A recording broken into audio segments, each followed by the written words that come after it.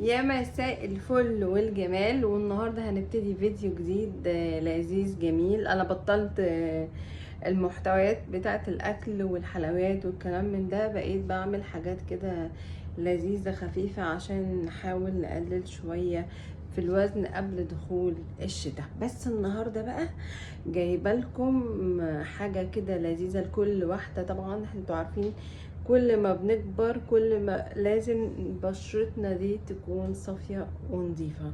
فانا مش بحبس كل واحدة تحط فول ميك اب سواء الصبح او بالليل او تنزل يعني وهي يعني بيقولك زي ما بيقولك بالسنتوفة.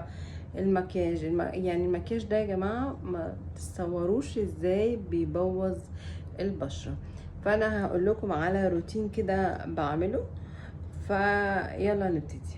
اول حاجة انا قبل ما بنزل بحط الصن بلوك ده.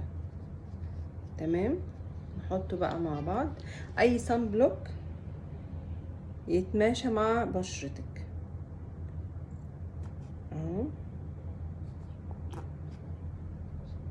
بتحطيه على ايديكي كده، تمام، وبعد كده بتوزعي. اول حاجة الصن بلوك ده هو يعني كل الدكاترة بتوع على حاجة تانية برضو هوريها لكم، كنت جايباها من الصيدلية، من الصيدليات يعني المعروفة. في مننا عنده اللي هو الخطوط الرفيعة دي، شايفينها؟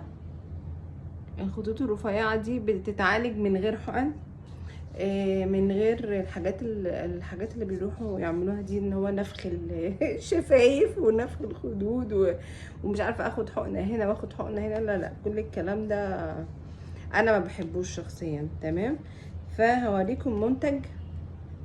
بصوا يا جماعه، المنتج ده للخطوط الرفيعه.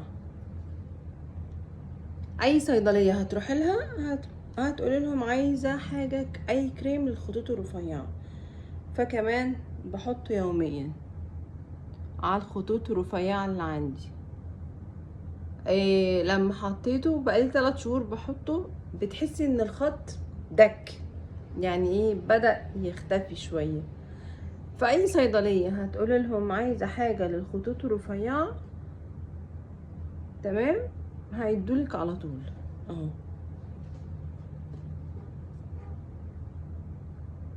خلاص، بتحطيه يوميا. وبلاش يا جماعه الفاونديشن والفافيشن ومكيشن والكلام ده يا جماعه، بلاش. خلاص، ده يبقى احنا اول حاجه حطينا السان بلوك، وبعد كده حطينا حاجات للخطوط الرفيعه. تمام، هقول لكم بقى الزيت اللي انا بستخدمه. الزيت ده، الزيت ده يا جماعه للشعر، للبشره، للجسم، للوش. تمام، بحط بقى قبل ما بنزل نقطه من الزيت ده، خلاص، نقطه صغيره خالص اهو، بتوزعي على بشرتك. ده بقى عبارة عن ايه؟ عبارة عن زيت الروزماري مع زيت اللافندر كلها، وزيت الجنزبيل. دي عبارة عن كلها حاجات ناتشورال، يعني هتبقي كده حاسة انك شكلك نظيف وبتلمعي، وفي نفس الوقت مش حاطة مكياج خالص. تمام، بعد كده هنجيب حاجة لتحت العين، كونسيلر. اهو الكونسيلر ده عبارة عن الحاجة الوحيدة اللي انا بحطها في المكياج، هي والليب بلس ورجاجو. اول حاجة اهو بتحطيه من تحت العين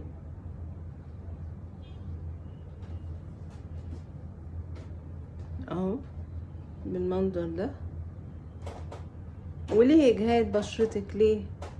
ليه بعد كده تقعدي بقى بعد كده تعالجي فيها، وبعدين شكلك ما يبقاش حلو على كبر بسبب ان الوش اخد على المكياج. خلاص، ده النوع الكونسيلر لا بستعمله، بس انا مش فاكره اسمه ايه اصلا.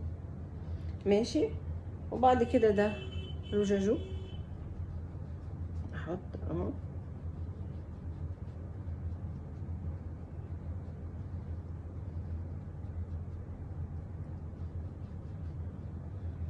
اهو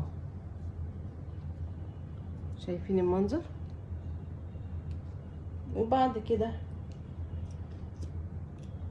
بالفرشة بتاعت الماسكارا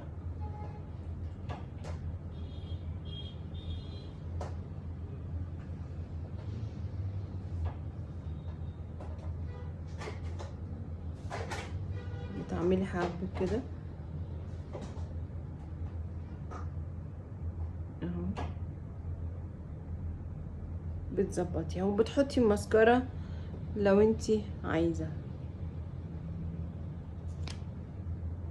وبعد كده بتحطي اي نوع من الروج اللي انتي بتحبيه. انا بحب الروج ده جدا.